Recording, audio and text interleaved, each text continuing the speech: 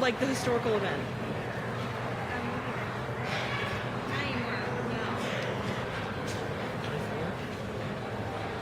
Honestly, I never heard about it pretty good. Okay. Thank you. I don't know any year. Usually I'm big history, but right now I'm too tired to know anything. All I know is this revolution. Valley Forge is the area where George Washington took his troops during the winter to train. There was never a battle there, but they lived there. There was an encampment there. It's outside of Philadelphia. And it was one of the harshest winters. A lot of them didn't even have shoes. And the famous saying says that there was bloody footprints in the snow because it was so cold and the ice would hurt their feet. So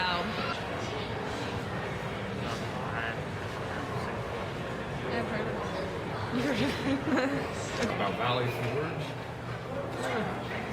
Yeah, I mean, I think at one point, Washington camped there. I'm not sure what the year was, but, he kind of took the winter off, so to speak, to get his troops together.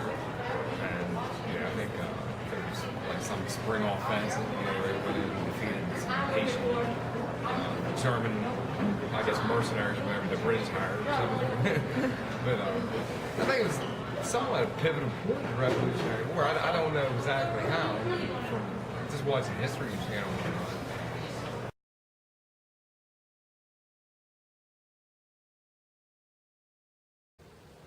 Valley Forge was a military fort for the American Continental Army for the winter of 1777 to 1778.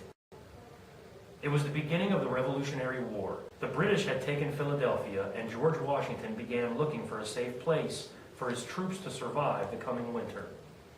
He finally decided on Valley Forge, just 25 miles outside of Philadelphia.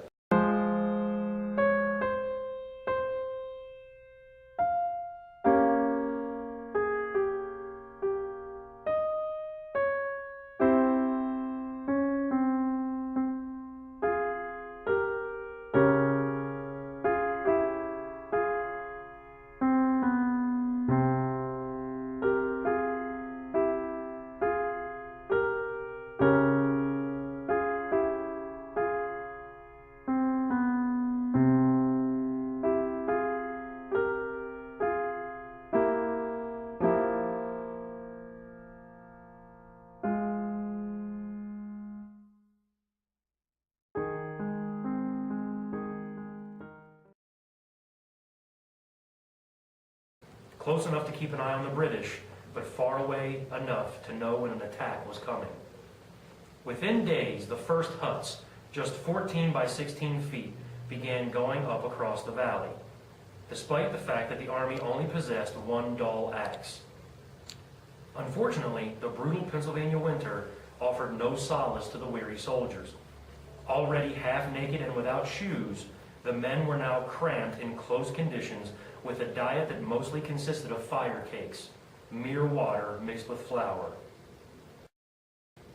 With over 2,500 dead of the initial 12,000 soldiers, even George Washington claimed that unless some great and capital change suddenly takes place, this army must inevitably starve, dissolve, or disperse in order to obtain subsistence in the best manner they can. However, all that changed with the arrival of Baron von Steuben. A Prussian military officer, Steuben quickly set to the task of whipping the Continental Army into shape. By relentlessly drilling them and teaching them the basics of military action, he transformed a ragtag militia into an army capable of defeating what had been the best military in the world at the time, that of the British. He wrote the Revolutionary War Drill Manual, which was utilized in the United States until 1812, and later became part of George Washington's chief of staff, ultimately becoming one of Washington's closest friends. It is unsure what effect Steuben's training had on the Continental Army that winter of 1777. However, one thing is sure. If George Washington's men had all perished at Valley Forge, it could mean the dissolution of the Continental Army altogether.